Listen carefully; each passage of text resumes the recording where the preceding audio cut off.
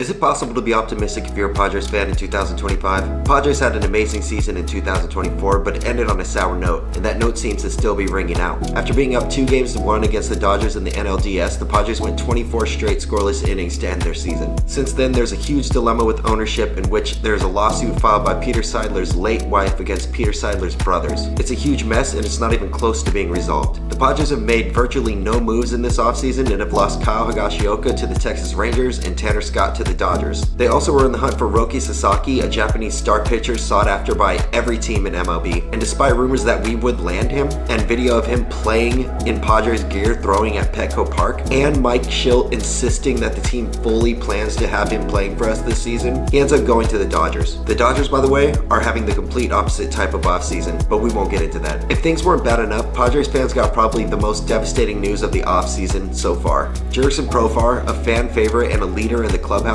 signed a 3-year, $42 million contract with the Atlanta Braves. Profar played for the Padres and eventually landed on the Rockies, where he had an awful season, and we acquired him on a $1 million contract without really any hopes of him making much impact. Turns out, he was arguably the most impactful player in 2024, in which the team won 93 games during the regular season and were thought by many as the best team in baseball despite their playoff woes. So, back to the original question. Is there anything to be optimistic about as a Padres fan right now? I may be reaching here, but there's one thing I've noticed about the Padres. When our team has high expectations, we crack under the pressure. It happens all the time. When we had a seemingly amazing offseason when we acquired Juan Soto, we didn't even make the playoffs. Then the following offseason, we traded Juan Soto to the Yankees, started a rookie in center field who his whole career he played shortstop, had Jurickson Profar, who we acquired for $1 million from the Rockies, play left field, and put Michael King into the starting rotation when he really had only been a reliever up to that point. We also had a new coach in Mike Schilt after Bob Melvin left for the Giants, in which he seemed all too pleased about. Not to mention, during the season, we lost Tatis for a big chunk due to injury, and Bogarts, who I could make a whole video about his awful contract, but I won't. And while all these things seem to be working against us, we had the best season since 1998, in which we got to the World Series. The Padres like being the underdog. We thrive on it. The only question is,